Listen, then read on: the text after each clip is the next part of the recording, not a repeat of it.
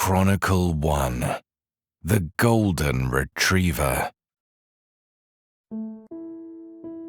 All right then, perhaps we'll start with a story about the former 13th Elder and his time in the Gaps. This was early in his duty.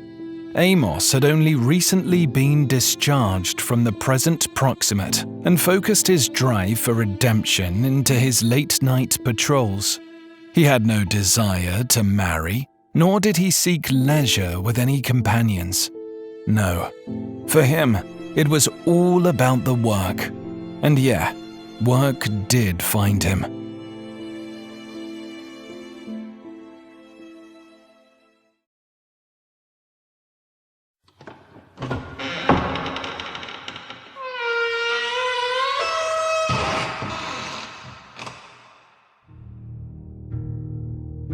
On the second night of the harvest's new moon, some brave or foolish soul chose to cross the house of prayer.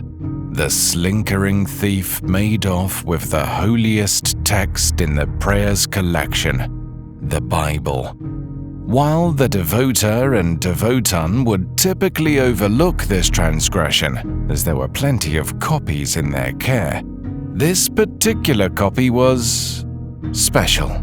Unlike the others, this one had a beautiful gold hue for a glow and was displayed at the center of the temple. However, to the average reader, the contents of the book were no different to other copies, but supposedly this one was unique.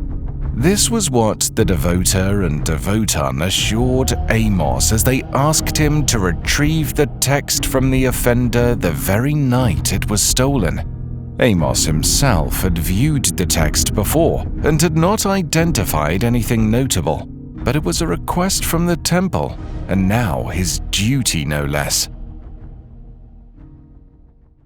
They did not send him off blindly, however. They surmised that the culprit must have belonged to the Canine Fellowship, a cult who committed acts of heresy in the name of their dual-faced mutt god, Alaskan. They were confident that only one of their so-called fangs would be crafty enough to slip past the temple guard hidden among the washerwomen in the backyard, the dust-eaters in the alley, and the homeless sot who played his lute at the bottom of the temple stairs. Amos tore up the streets of Quits that fateful night, disrupting taverns, inns, gather stands, and walkabouts. He left no stone unturned, no crack unchecked, and no lead unfollowed. Despite the terror incited by his manic hunt, his extensive search was not to no avail. Finally, a rat had squealed.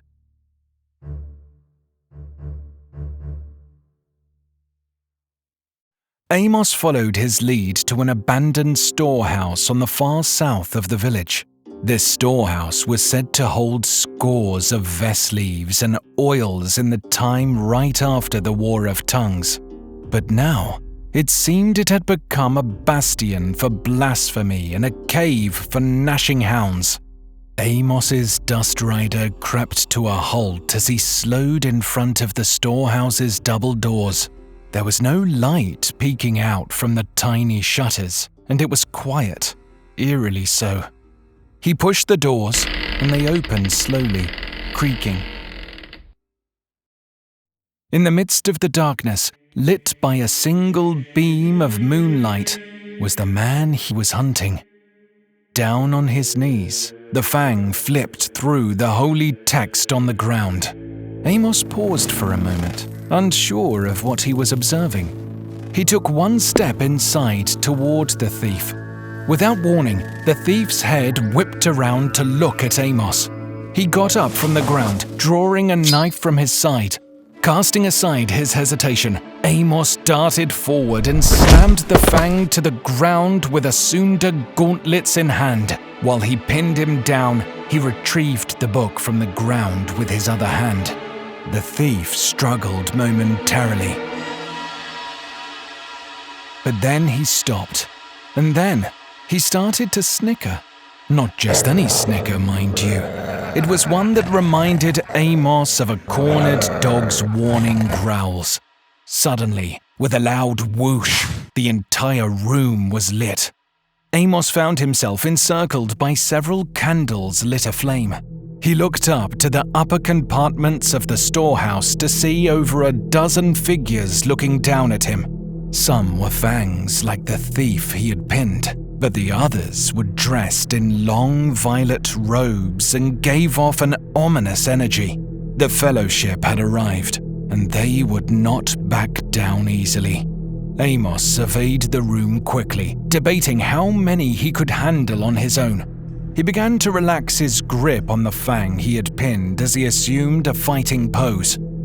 "Come at me then," he bellowed. As if on cue, the cult members removed crossbows from cloaks and gowns. Amos watched as they loaded the bolts and aimed down in menace toward him. Realizing that his bravery had withered to bravado, Amos was troubled by the danger he faced. Would his faith uphold long enough for his gauntlets to block the bolts? Unable to gather his resolve, Amos accepted retreat would be his only option. He clutched the golden book in his hand, and with a powerful leap, he crashed through one of the barn's windows and tumbled onto the grass. As he stood up, he could hear the growls growing louder and more menacing. Overwhelmed, he slid down the side of the grassy hill and leapt off onto his dust rider.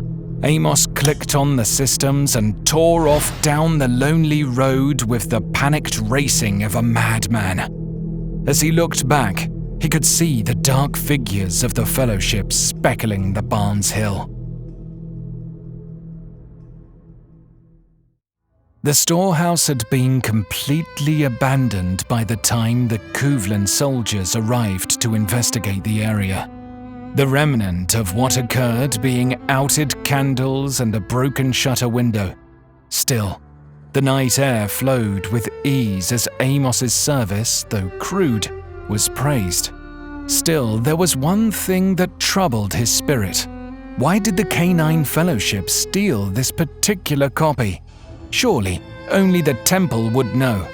After being pressured by Amos for several minutes, the Devotan looked back at the fallen elder. He looked back with the annoyance of a parent who had been irritated by their naive child. He looked back and spoke a single phrase: the Rule of 10.